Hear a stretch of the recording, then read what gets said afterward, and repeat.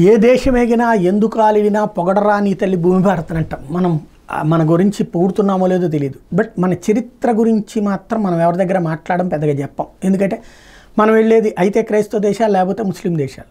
మన దేశం మీద దండయాత్రలు చేసి వచ్చినటువంటి వాళ్ళు ఆయా దేశాల వైపు నుండి వచ్చిన వాళ్ళు కాబట్టి ఏదైనా మాట్లాడితే కనుక మన చరిత్ర అన్నటువంటిది నిజమైన చరిత్ర చెప్తే అక్కడ మనకు ఉద్యోగ ఉపాధి అవకాశాలు మనల్ని పంపించేస్తారన్నటువంటి ఉద్దేశంతో మన వాళ్ళు సైలెంట్గా ఉంటూ ఉంటారు.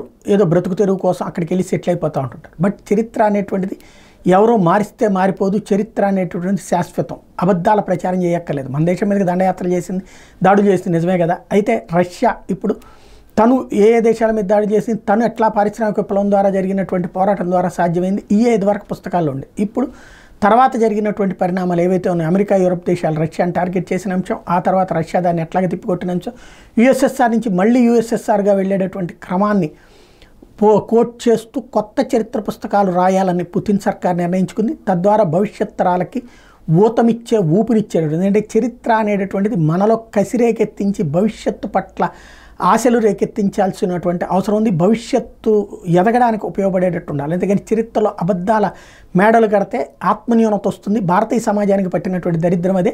మనలో ఆత్మన్యూనత, ఎవడో వచ్చాడు ఇక్కడికి వచ్చాడు దౌర్జన్యం చేశాడు లాక్కున్నాడు పోయాడంటే మన వాళ్ళందరూ ఎదవలైనప్పుడు మనం ఏం చేస్తాలనే ఫీలింగ్ తప్పించి ఆ వెదవుల్లో నిన్ను కూడా జమ కడుతున్నారు అన్నటువంటి మర్చిపోతున్నటువంటి వేళ రష్యా మాత్రం బాధ్యతాయుతంగా వ్యవహరిస్తుంది.